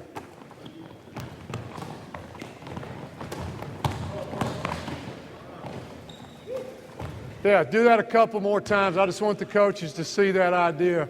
I think it's a really good idea about, hey, maybe you don't just drive any time. You wait for a very intelligent time, look for a chance to drive off the tail of a cutter. I'm ready. Go ahead. Just.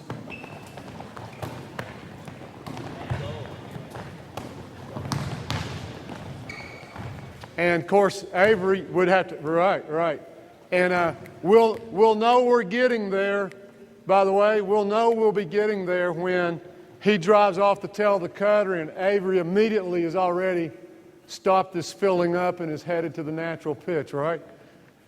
Which we're going to do in just a moment. We're going to do pass, cut, drive off the tail of a cutter, and pitch. And see if you guys can change from directions from filling an open spot to immediately into circle movement, okay? One more time. I just want coaches to see this. Go ahead.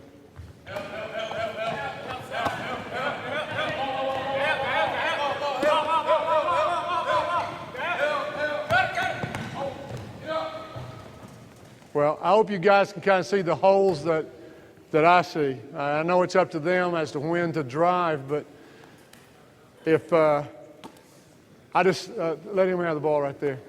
Pass here.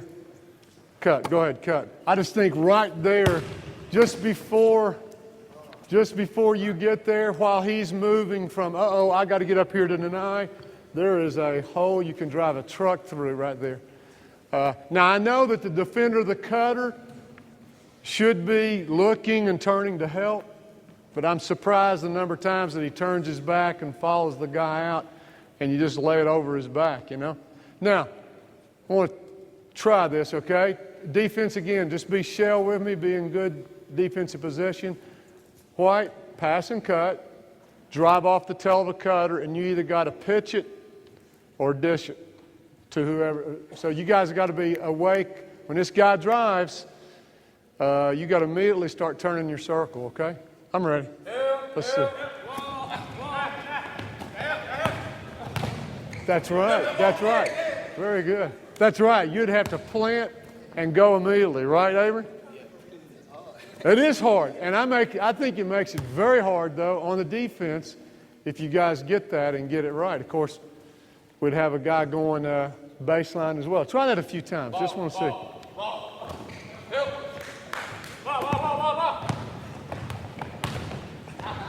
Tough luck. Give you one more chance, and then I'm going to let the blue do it.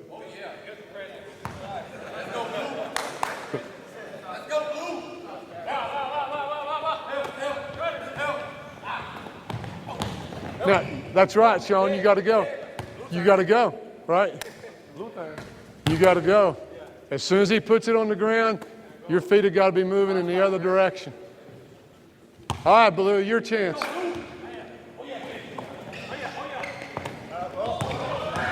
That's right, Sean. Excellent. Keep going.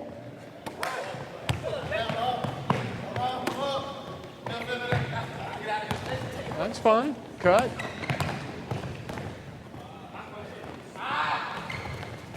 That's not bad. At least you kind of get an idea of the guy changing directions as soon as the guy puts it on the ground. We got to get some circle movement. And we got to get a guy up in that safety valve behind the penetrator in case he runs into traffic, he can throw back where he came from.